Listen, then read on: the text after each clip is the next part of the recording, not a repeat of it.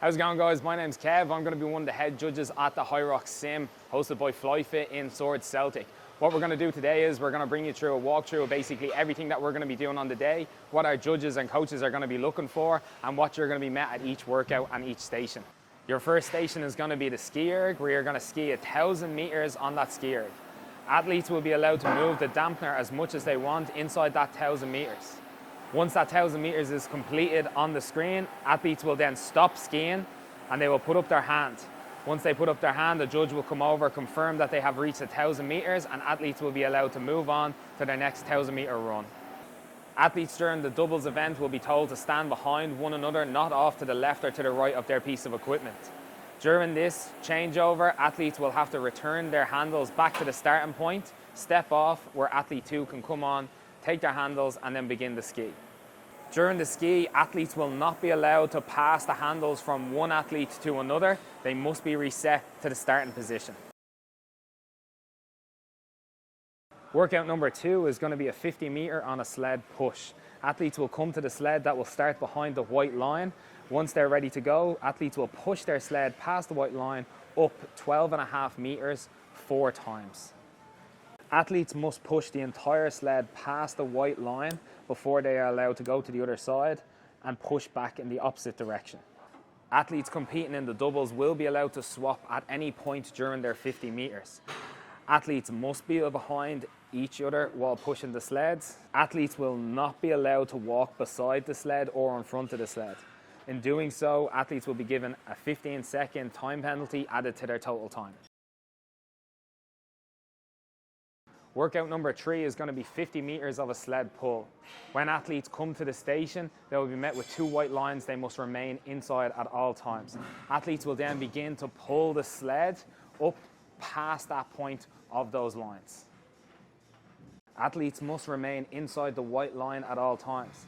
If a foot or any more goes past the white line, a 15-second time penalty will be given per incident. Athletes must pull the whole sled past the first white line before they begin their second pull.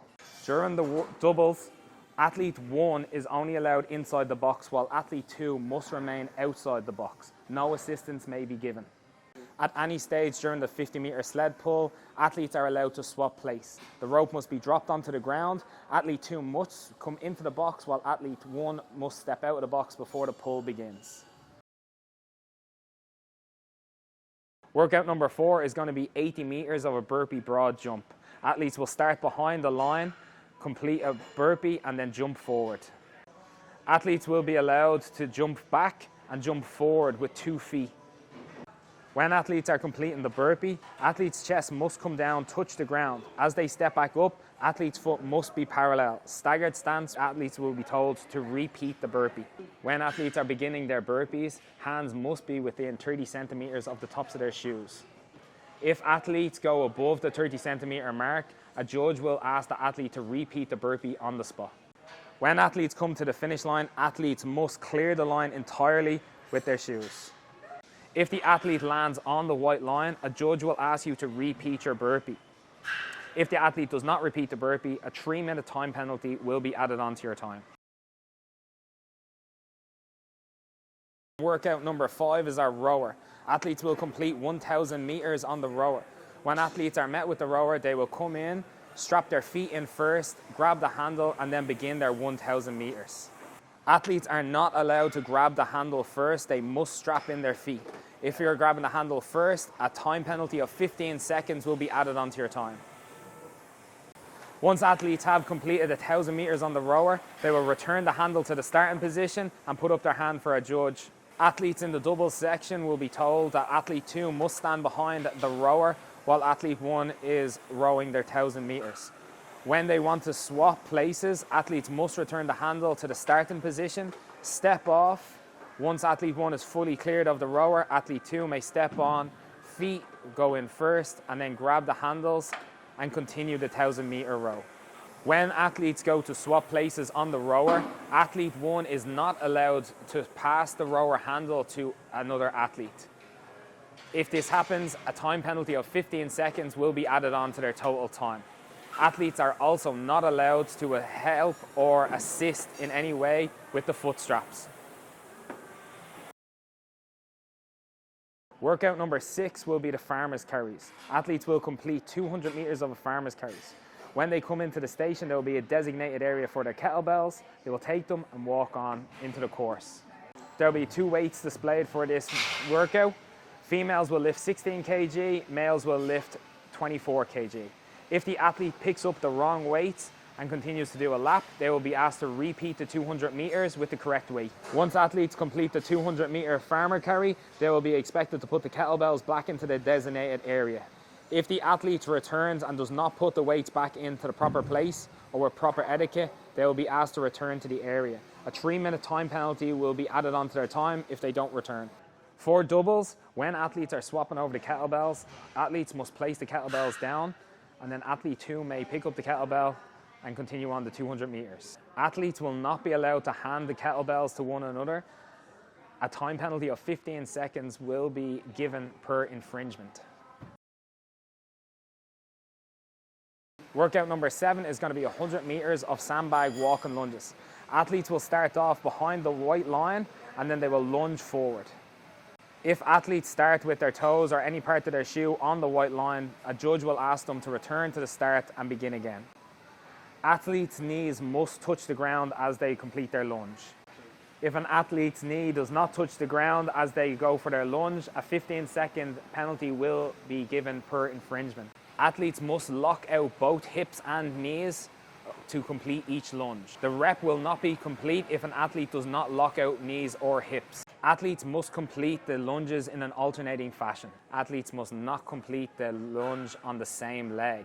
15-second penalty will be given per infringement. In doubles, no assistance may be given from partners to put the sandbag onto another person's back.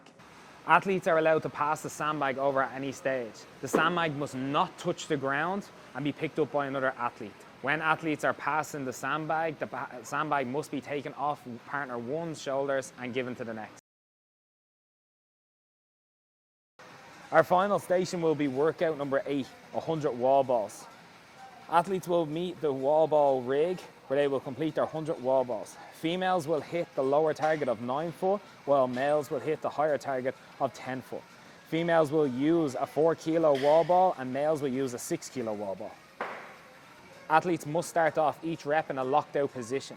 Hips must come down past the knee level or below parallel in order for this rep to be counted. If an athlete does not break parallel or the hips do not come down past the knee level, the judge will call a no rep.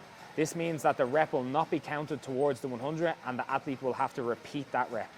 If the athlete misses their designated target, this will also be classed as a no rep. The judge will inform them and it will not go towards their 100 rep count. In a doubles event, athlete 2 must wait inside the rig while athlete 1 completes the reps. When athlete 1 is ready to swap over, the wall ball must touch the ground and then they will swap places. Athlete 1 must start off in a locked out position before beginning each rep.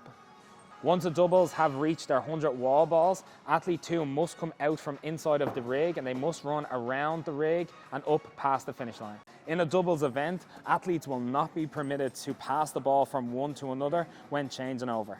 A proper rep will be considered when the athlete locks out their legs, squats first and then throws the wall ball. An incorrect rep will be if the athlete throws the ball first and then squats. Athletes will not be allowed to bounce the ball in between their rep for assistance. The ball must come down, catch in their hands, and the athletes must start off in a locked out position before beginning their reps. If an athlete decides to break up their reps at any stage during the 100 wall balls, the ball must come down, touch the ground, and the athlete must start off in a locked out position.